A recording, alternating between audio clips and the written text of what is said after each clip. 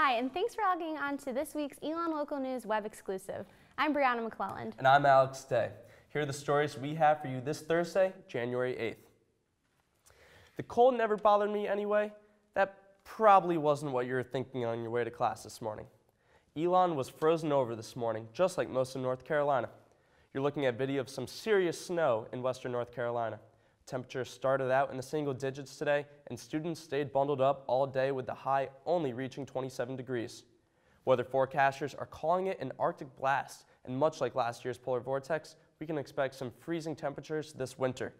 As this cold front continues, make sure you stay warm. And with cold weather comes the flu. This year's flu season's been rough for many already. The North Carolina Department of Health says the vaccine being administered isn't that effective. However, the Centers for Disease Control still encourages people to get vaccinated with the flu shot or nasal spray.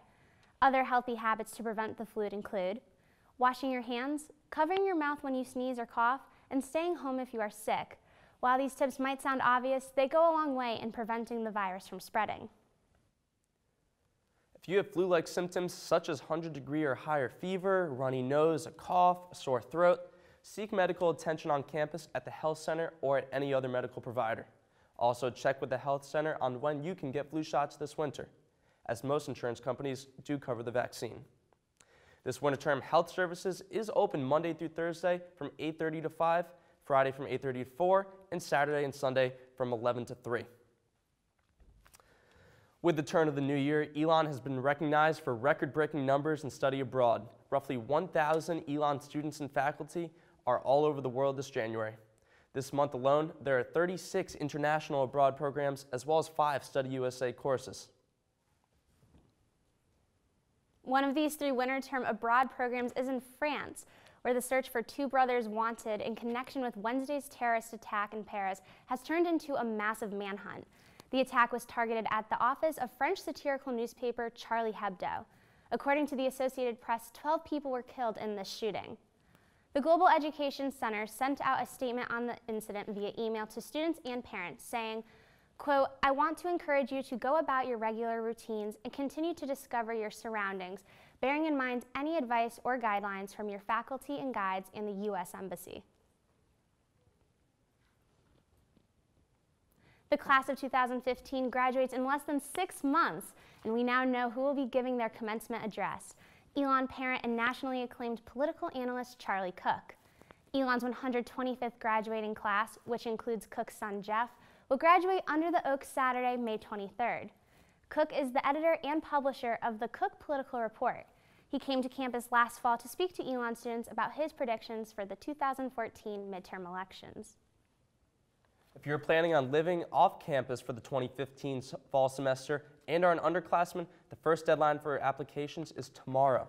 Elon encourages all freshmen and sophomores to live on campus for the first 2 years, but this can be appealed. Appeal forms can be mailed to 2980 Campus Box or dropped off in the Residence Life office in Global C 103 by noon tomorrow. Elon says students should wait to sign off-campus leases until their appeal is approved.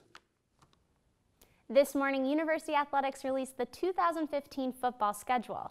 The Phoenix will open the year on September 5th at Wake Forest and then travel to Gardner-Webb University on September 12th before kicking off the first home game of the season on September 19th against North Carolina A&T. Elon opens up conference play the following weekend when it hosts Towson. The Phoenix will take several trips north next season, playing games at the University of New Hampshire, the University of Maine, and Stony Brook University in New York. Elon wraps up its regular season on November 21st when it hosts Delaware. And for hoops, coming up tonight, the men will take on William and Mary Tribe.